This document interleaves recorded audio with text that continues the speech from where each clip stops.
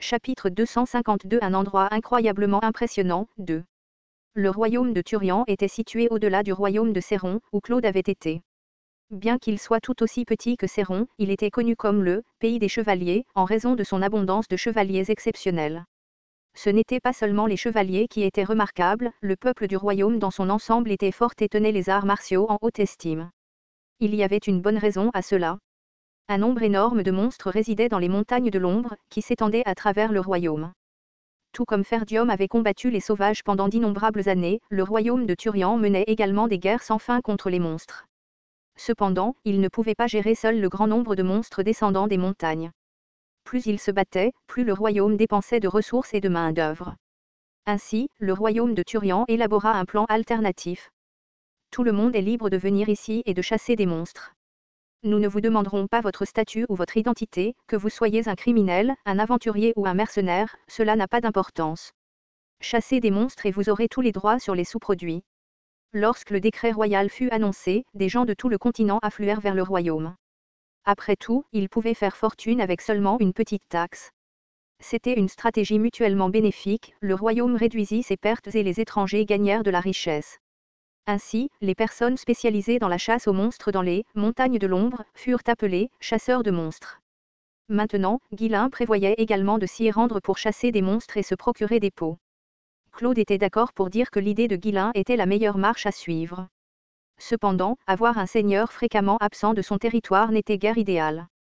Combien de temps comptez-vous rester là-bas ? J'ai entendu dire que le comte d'Esmond mobilise sérieusement des troupes et inspecte ses forces en ce moment. Il semble qu'il essaie enfin de résoudre les choses par la force. Et du côté d'Amélia ? Elle est toujours engagée dans une bataille de siège avec le baron Valois. Mais il semble qu'elle se retienne pour éviter des dégâts excessifs, car son approche offensive a été très passive. À ces mots, Guillain laissa échapper un rire discret. Le style habituel d'Amélia était de submerger ses ennemis au point qu'ils ne puissent plus se remettre. Si elle agissait avec prudence, elle visait sans aucun doute quelque chose de spécifique. Et Guillain avait une idée générale de ce que cela pouvait être. Pour l'instant, surveillez de près les deux camps. Je ne serai absent que pour un court moment. Pensez-vous vraiment qu'un court voyage suffira à assurer un approvisionnement régulier en peau ? Ce n'est pas comme s'il y avait quelqu'un là-bas qui puisse vous fournir une grande quantité de peau d'un seul coup, comme le pourraient les sauvages. Avez-vous l'intention de voler toutes les peaux des chasseurs ? Je les guiderai au début, et après cela, je laisserai le travail à quelqu'un d'autre. Je prévois d'emmener une 50aine de chevaliers avec moi, seulement les moins qualifiés. Qui avez-vous l'intention de laisser en charge ? Claude pencha la tête. La seule personne apte à superviser les chevaliers à la place de Guillain était Gillian. Cependant, Gillian était étonnamment occupé. Il n'était pas seulement responsable des chevaliers, mais gérait également la formation militaire des soldats. Laisser quelqu'un comme ça gérer les choses pendant une période prolongée n'était pas envisageable. Bien que Guillain puisse intervenir pour superviser lui-même la formation, il était encore plus occupé que Gillian. Et ce n'était pas une option d'attribuer une responsabilité aussi critique aux jeunes chevaliers relativement inexpérimentés. Pendant que Claude y réfléchissait, il trouva rapidement un candidat étonnamment approprié. Ah ! Quelqu'un qui n'est bon qu'à se battre, sans utilité immédiate pour le développement territorial. Je vais laisser ça à ce type. Le commentaire de Claude fit rire Guillain. Oui, j'avais prévu de le lui laisser. Astérisque astérisque astérisque. Ag, bon sang. C'est tellement frustrant. Kéo donna un coup de pied dans un rocher en signe de frustration, son agacement étant évident. Dernièrement, tout ce qu'il ressentait était de l'irritation. Ah, combattre les sauvages était amusant. N'allons-nous pas bientôt nous battre à nouveau ? Après avoir murmuré quelques mots pour lui-même, il s'effondra sur le sol et se gratta la tête furieusement. En vérité, Kéo se sentait assez anxieux ces derniers temps. Il croyait que Gillian était son éternel rival, mais Gillian semblait devenir plus forte de jour en jour. Au cours de leur bataille contre les sauvages, Gillian avait démontré un niveau de compétence entièrement différent. Honnêtement, Kéo avait l'impression qu'il perdrait s'il se battait maintenant. Ce n'était pas seulement Gillian. Belinda était la même. Si elle le poignardait dans le dos au milieu d'une bataille comme pendant la guerre, il tomberait probablement sans pouvoir la contrer. Cela seul était déstabilisant, mais ce qui rendait la situation pire, c'est que même ceux qui avaient été plus faibles que lui s'amélioraient rapidement. Surtout ce type, Lucas, dont la croissance était presque incroyablement rapide. Bon sang, est-ce que je vais finir le plus faible à ce rythme ? Ça ne peut pas arriver ? Il était devenu plus fort qu'avant, grâce à l'aide de Guillain. Et il continuait à grandir, petit à petit. Cependant, comme ses compétences ne s'amélioraient pas aussi vite qu'il l'espérait, le malaise s'empara de Kei. À ce rythme, il avait l'impression qu'Alpha pourrait même le surpasser un jour. Tisk, le combat est la seule chose pour laquelle je suis bon. Il s'avouait même que c'était mon seul trait de caractère rédempteur. Mais si même cela était dépassé, cela le rendrait complètement malheureux. Il n'était pas d'une grande aide dans le développement du domaine. Alors que tout le monde était occupé avec des projets de formation et de développement, il se contentait d'ordonner à l'équipe d'assaut du travail de travailler. À part cela, il aidait occasionnellement aux tâches de la garnison. Il avait l'impression que tout le monde était occupé à trouver sa place, tandis que lui seul errait sans direction. Plus cette situation durait, plus le sentiment d'isolement grandissait. Je m'ennuie. N'y a-t-il pas autre chose que je puisse faire pour aider le domaine? J'aimerais aussi être utile. Sans s'en rendre compte, Kei marmonna ces mots pour lui-même et fut suffisamment surpris pour fermer la bouche. Moi, Kei, qui était autrefois connu comme le chien fou du Nord, disant quelque chose d'aussi doux et vertueux. Il avait vécu sa vie selon la devise « Les mauvais garçons sont cool », il n'y avait donc aucune chance qu'il accepte de devenir une personne diligente et sérieuse.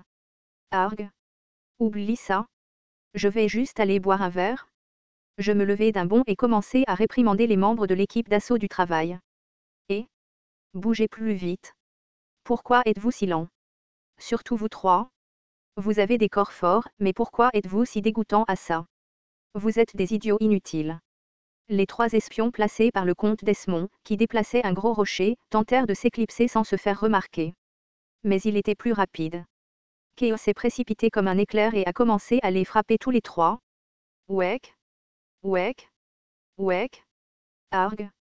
Pourquoi tu fais ça encore? Qu'est-ce qu'on a fait pour t'énerver maintenant? Espèce de fou. Tu ne peux pas commencer à nous frapper de nulle part. Haletant lourdement, il aboya en réponse à leurs protestations. Il y a quelque chose chez vous, bande de salauds, que je n'aime pas. Vous dégagez une atmosphère terrible. Vous êtes des espions, n'est-ce pas? Ouais, c'est vrai. Vous êtes définitivement des espions. Vos visages m'agacent, votre attitude m'agace, tout chez vous m'agace. Donc à partir d'aujourd'hui, vous êtes officiellement des espions. Tu as compris.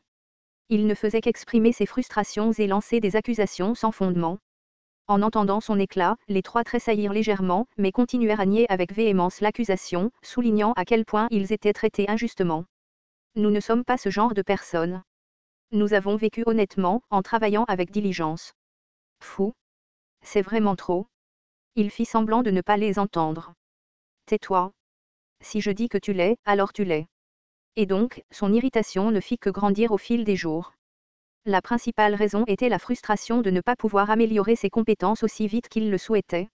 Le stress de se sentir en retard dans la compétition, combiné au complexe d'infériorité de ne pas pouvoir contribuer beaucoup au développement du domaine, commença à le ronger. Même cet idiot d'Alpha fait une tonne de travail. Honnêtement, s'il avait été dans un autre domaine, il n'aurait pas été aussi stressé. Dans d'autres domaines, les chevaliers ne faisaient que s'entraîner et s'entraîner toute la journée, n'étant rien de plus qu'un fardeau pour les ressources. Mais dans le domaine de Fenry, une personne compétente s'occupait de plusieurs responsabilités à la fois. La plupart des autres chevaliers ne semblaient pas s'en soucier beaucoup, mais Kei se considérait comme l'une des figures clés du domaine. Kei ne pouvait donc s'empêcher de se comparer constamment à Belinda, Gillian, Vanessa et Claude. Bon sang, dois-je aller voir le Seigneur et lui demander de m'apprendre plus? Après avoir donné une raclée aux trois espions, il replongea dans ses pensées. Il avait déjà reçu beaucoup de traitements spéciaux. Demander plus blesserait sa fierté. Pourtant, il ne pouvait pas supporter l'idée de perdre contre Gillian, qui avait rejoint l'équipe à peu près au même moment que lui. Ceux qui montaient d'en bas commençaient également à l'énerver. En fin de compte, il se dirigea d'un pas fanfaron vers le bureau de Guilin. Une fois là-bas, il resta silencieux, comme s'il organisait une manifestation. Quoi? Dis quelque chose? On dirait que ça fait longtemps que tu n'as pas suivi de formation spéciale. Alors que Guilin retroussait ses manches et se levait de son siège, il ouvrit enfin la bouche. Tu n'as rien? Quelque chose comme quoi? Juste, tu sais, quelque chose de sympa. Kei s'approcha de Guilin avec une grande détermination, mais quand vint le moment d'expliquer ses raisons, les mots ne sortirent pas. En tant que personne qui avait survécu dans le Nord grâce à rien d'autre que du courage et de la fierté, demander quelque chose de bien était embarrassant et indigne pour Kei. Ce serait bien s'il te donnait juste quelque chose comme la dernière fois. Mais Guilin, bien sûr, n'était pas compatissant. Si tu te sens faible, va demander des racines de mandragore à Claude ou supplie Piote de te guérir avec son pouvoir sacré. Mais as-tu vraiment besoin de quelque chose? Tu as l'air en parfaite santé. Merde. Keo fit la moue et détourna la tête. Il était agacé. Il ne voulait pas demander de l'aide, mais la frustration intérieure le rendait fou. Quand il resta là, boudant comme un enfant et refusant de parler, Guilain gloussa. Pourquoi? Tu te sens étouffé. Frustré que tes compétences ne s'améliorent pas aussi vite que tu le voudrais. Mais ton orgueil ne te permet pas de l'admettre. Qu'est-ce que? Keo écarquilla les yeux et regarda Guilain. Il n'avait encore rien dit, comment le savait-il? Était-il aussi transparent?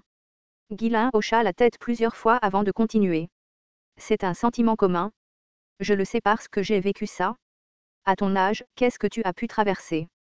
Il était difficile de prendre ses paroles au sérieux, mais Keo ne s'y attarda pas à résoudre son propre problème passé en premier. Alors s'il te plaît, apprends-moi quelque chose de mieux. Il était plus facile de demander une fois qu'il avait reconnu le problème. Enhardi, Keo parla sans détour. Mais Guilain secoua la tête. Même si je t'enseignais les meilleures techniques de culture de mana ou d'escrime du monde en ce moment, cela ne servirait à rien. Si tu ne veux pas m'apprendre, dis-le, s'exclama Keo. Apprendre quelque chose de mieux me rendrait évidemment plus fort. Regarde Gillian, il progressait rapidement en ce moment. Il devait apprendre des techniques inférieures, ce qui expliquait pourquoi sa croissance était plus lente. Guilain, imperturbable face à l'explosion de Keo, répondit calmement. Gillian a déjà tracé son propre chemin. Il a passé des années à développer ses compétences avec diligence, il peut donc grandir rapidement tant qu'il reste sur la bonne voie. Mais tu n'y es pas encore? Tu es encore trop léger. Qu'entends-tu par léger? Tu as vécu en ne comptant que sur ton esprit vif et ton improvisation sans poser de fondation solide. Le fait que tu aies survécu aussi longtemps signifie que tu as du talent, mais que tu n'as rien construit de solide. C'est pourquoi il t'est difficile d'avancer, et c'est aussi pourquoi tu te sens impatient. Guilain lui-même avait déjà été dans un état similaire dans sa vie précédente. Il avait été aveuglé par la vengeance, consacrant tous ses efforts à perfectionner ses compétences. Mais plus il poussait, plus ses progrès stagnaient. Il n'avait pas été assez patient pour construire une base solide, cherchant plutôt des raccourcis vers le pouvoir. Bien sûr, les raccourcis pouvaient aussi être de bons chemins, il n'y avait pas une seule, bonne, réponse dans la vie. Mais l'impatience empêchait les gens de trouver les bons raccourcis. Keo était exactement dans cet état maintenant. C'est comme ça que fonctionnent les bases. Il faut du temps pour reconstruire et solidifier ses fondations, mais une fois que c'est fait, on peut devenir plus fort que n'importe qui. Je veux devenir plus fort maintenant. D'ici à l'âge de Gillian, il pourrait le surpasser. Non, il le ferait certainement. Mais à quoi bon? Il n'était pas quelqu'un qui se souciait de l'âge. Dans un monde où l'on pouvait mourir à tout moment, être fort maintenant était ce qui comptait pour Keo. Les choses que Guilain lui avait enseignées au début l'avaient rapidement rendu plus fort car elles répondaient à ses faiblesses. Mais maintenant, ce n'était plus qu'une répétition fastidieuse. Naturellement, les progrès de Keo avaient ralenti. Il avait finalement heurté un mur massif et inflexible après avoir brisé des murs plus petits pendant tout ce temps. Désespéré, il cria à nouveau. Il doit y avoir quelque chose de mieux. Il n'y en a pas. Même s'il y en avait, cela ne t'aurait pas dérangé pour le moment. Tu ne ferais que heurter un autre mur assez tôt. À partir de maintenant, tu dois prendre ton temps et construire étape par étape. Merde. Mais tu es si fort même si tu es jeune. Comment es-tu devenu si puissant sans une méthode spéciale? As-tu eu du temps supplémentaire ou quelque chose comme ça? Guilain claqua la langue à sa remarque grossière. Normalement, Guilain l'aurait traîné pour une thérapie physique, mais son seigneur laissa passer cette fois. Guilain comprenait à quel point il devait être frustré. Oui, Guilain avait eu du temps supplémentaire grâce à sa régression. Mais dans la vie précédente de Guilain, lorsqu'il était devenu l'un des 7 plus forts du continent, ce n'était pas comme ça. Il lui avait fallu des efforts épuisants et d'innombrables années pour développer ses compétences. Cependant, il avait utilisé une méthode spéciale. Il existe un moyen d'accélérer les choses, a déclaré Guilain. Le visage de Keo s'est illuminé. Vraiment? Il y en a un. Ne le garde pas pour toi, apprends-le-moi. Ta vie. Quoi? Mettre ta vie en jeu et accumuler une véritable expérience de combat. Donc, j'ai juste besoin de parcourir les champs de bataille. Bien sûr. Mais même cela ne sera pas très efficace à moins que tu ne te battes sans arrêt tous les jours. Alors que dois-je faire? Tuer beaucoup de monstres. Je me moquais de cela. J'ai déjà tué beaucoup de monstres. N'avons-nous pas été ensemble dans la forêt des bêtes? Combien en as-tu tué dans ta vie? Eh bien, probablement 1 millier. Il exagéra un peu. En additionnant tout ce qui provenait de son travail de mercenaire et de la forêt des bêtes, il s'agissait plutôt de quelques centaines de monstres. Guilain le regarda avec un sourire amusé. C'est loin d'être suffisant. Alors combien dois-je en tuer? Guilain sourit malicieusement, ses lèvres se retroussant vers le haut. Environ 10 000.